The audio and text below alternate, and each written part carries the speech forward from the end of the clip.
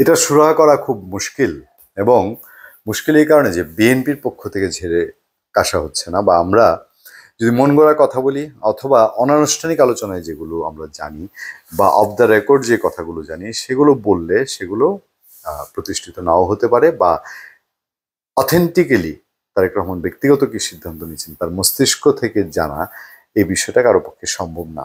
তবে মানুষের মধ্যে সবচেয়ে যে প্রশ্ন, তারেক রহমান তো সমস্ত মামলা থেকে খালাস, একের পর এক তার প্রায় শখানেক মামলার তো ছিলই।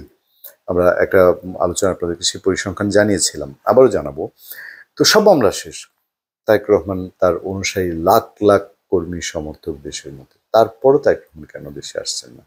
এর আগে বিভিন্ন আলোচনা এবং বিভিন্ন সোর্সে আমরা যা জেনেছিলাম, যেমন সালাউদ্দিন আহমেদ বিএনপি স্থায়ী কমিটির সদস্য, তিনি তারেক রহমানের সাথে দেখা করে লন্ডন থেকে ফেরার পর যেটা বোঝা গিয়েছিল তার সিকিউরিটি ইস্যুতে এখনো বিএনপি সন্তুষ্ট না, এবং সালাউদ্দিন আহমেদ বলেছিলেন যে আমরা তার নিরাপত্তার সমস্ত বা তার ফেরার সমস্ত বন্দোবস্ত আমরা এখনো করতে পারিনি। তবে এখন তো মামলা সব খালাস, তাহলে কেন হচ্ছে না? এই খবরটা সমস্ত পত্রিকায় এসেছে, তারেক রহমান কবে ফিরবেন কবে ফিরবেন। আমরাও এর আগে জানিয়েছি, অনেকটা এরকম আলোচনা ছিল যে ঈদের পর তারেক রহমান আসতে পারেন, কিন্তু কোনো জায়গা থেকেই সেটা কনফার্ম করা হচ্ছে না। সে জায়গায় বলা হচ্ছে যে বসুন্ধরা গ্রুপের পরিচালক ইঞ্জিনিয়ার সাব্বির হত্যা মামলা থেকে দায় মুক্তির উদ্দেশ্যে ঘুষ লেনদেনের অভিযোগে করা মামলা থেকে বিএনপির ভারপ্রাপ্ত চেয়ারম্যান তারেক রহমান ও সাবেক স্বরাষ্ট্র প্রতিমন্ত্রী লুৎফুজ্জামান বাবর সহ ৮ জনকে বেকসুর খালাস দিয়েছে আদালত। এর ফলে বিচারিক আদালতে তারেক রহমান ও বাবরের বিরুদ্ধে আর কোনো মামলা নেই বলে জানিয়েছেন বিএনপির আইনজীবীরা। বিএনপির আইনজীবী বোরহানুদ্দিন জানান, আসামির বিপক্ষে কোনো সাক্ষ্য প্রমাণ উপস্থাপন করতে পারেনি দুদক, তাই তাকে খালাস দিয়েছেন আদালত। ফলে বিচারিক আদালতে তারেক রহমান ও তারেক রহমানের দেশে ফিরে বাবরের বিরুদ্ধে আর কোনো মামলা নেই। এতে তারেক রহমানের দেশে ফিরে রাজনীতি করতে আর কোনো বাধা নেই। টুকটাক প্রশ্ন দু একটা জায়গায় আছে, আমরা জানি এগুলো বাধা বলতে চাই না, তবে প্রশ্ন দু এক জায়গায় আছে। মামলার অভিযোগপত্রটার সম্পর্কে ধারণা দেওয়া হয়েছে, তো আমরা সেই জায়গাটায় এখন গেলাম না।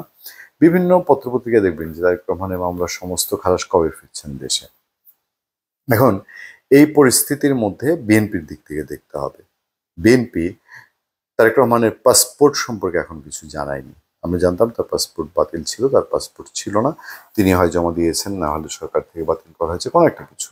সেই পর্যায়ে তারেক রহমান কি পাসপোর্ট করেছেন কিনা, পাসপোর্ট ফেরত পেয়েছেন কিনা, সেটা তো সরকারের একটা ভূমিকা অবশ্যই আছে, সেখানে সরকারের একটা অবস্থানের ব্যাপার আছে, সেই বিষয়ে কতটুকু অগ্রগতি আছে, নাম্বার ওয়ান। নাম্বার টু হচ্ছে তারেক রহমান দেশে আসলে তার সিকিউরিটি বলতে দেশে আওয়ামী লীগ নাই, তবে তারেক রহমানের বিরোধী রাজনৈতিক শক্তি আছে। সেই রাজনৈতিক শক্তি কে কার উপরে দোষ চাপিয়ে কি করতে চায়, নাম্বার ওয়ান। নাম্বার টু হচ্ছে এখানে দ্বিতীয় ইস্যুতে হচ্ছে যে দেশের বাইরেও তারেক রহমান বা বিএনপির বিরুদ্ধে নানান রকম ষড়যন্ত্র এবং নানান রকম মুভমেন্টের কথা শোনা যায়। তারাও কি কোনো ধরনের কোনো স্টেপের কথা যদি যদি দুর্ভাগ্যজনক বা অন্য কোনো ধরনের স্টেপ চিন্তা করে, তাহলে সেটার ক্ষেত্রে সিকিউরিটি কোন মাপের প্রয়োজন?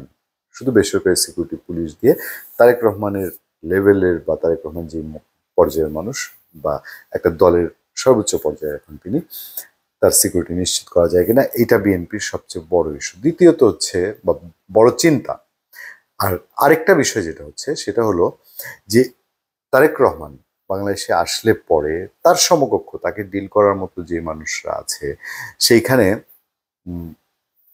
তার দল, তার নেতাকর্মী সবাই যেভাবে হয়তো তাকে রিসিভ করার জন্য আসবে, সেই অবস্থায় ট্যাকেল দেওয়ার মতন দেশে এখন কতটা পরিস্থিতি আছে। এবং তিনি আসলে পরে তিনি তার ঘরে বসে থেকে রাজপথে মিছিল করার জন্য আসার জন্য না, বা আসবেন না।